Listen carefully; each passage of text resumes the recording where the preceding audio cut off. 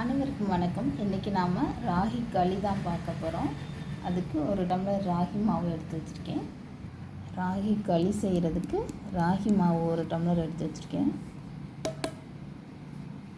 நம்மளோட பாரம்பரியமான உணவு தான் இது. களியும் கருவாட்டு குழம்பும் எங்கள் அம்மா அடிக்கடி சொல்லுவாங்க. களியும் கருவாட்டு குழம்பும் சூப்பராக இருக்கும், அதுவும் நெத்திலி கருவாடோடு சேர்த்து சாப்பிடும்போது இன்னும் சுவையாக இருக்கும் அப்படின்னு சொல்லுவாங்க. உடம்புக்கும் ரொம்ப நல்லது அப்படின்னு. அதான் இன்றைக்கி ட்ரை பண்ணி பார்ப்போமேன்னு ட்ரை பண்ணிக்கிட்டு இருக்கேன். அதுக்கு தண்ணி காய வச்சுருக்கேன். இது நல்லா கொதித்து வரும்போது கரைச்சி வச்சுருக்கிற இந்த மாவை ஊற்றிடுவோம். இது கரைக்கும் போது தண்ணி நீரா தண்ணின்னு சொல்லுவாங்க, கஞ்சி தண்ணி இல்லைன்னா வடி தண்ணி, இதை வச்சு கரைச்சி வச்சோம்னா இன்னும் சுவையாக இருக்கும்.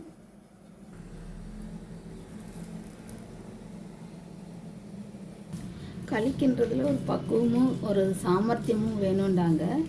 என்ன பெரிய சாமர்த்தியம் வேணும்னு கிண்டி பார்த்ததுக்கப்புறம் தாங்க தெரியுது ரொம்ப பக்குவம் தேவைப்படுது. இது இப்படி இது பண்ணும்போது கையில் ஒட்டக்கூடாதான், ஒட்டாட்டி தான் ரெடி ஆயிடுச்சுன்னு அர்த்தமா. இப்படி பண்ணும்போது ஒட்டக்கூடாதுன்றாங்க. அந்த அளவுக்கு கிண்டணுமா, தோள்பட்டையெல்லாம் வலிக்குது. நல்ல வேலை ஒட்டாமல் ரெடி பண்ணிட்டேன். கூழ் யார் வேணால் கிண்டிடலாம், ஆனால் களிக்கின்றது ரொம்ப கஷ்டம் போல் இருக்குது.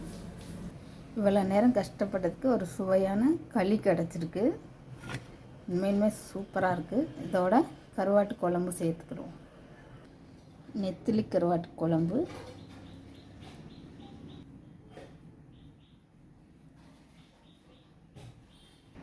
கருவாடும் சேர்த்து வச்சு சாப்பிடும்போது சூப்பராக இருக்கும். யாருக்கெல்லாம் களி பிடிக்கும் அப்படிங்கிறத கமெண்ட்ஸில் சொல்லுங்கள்.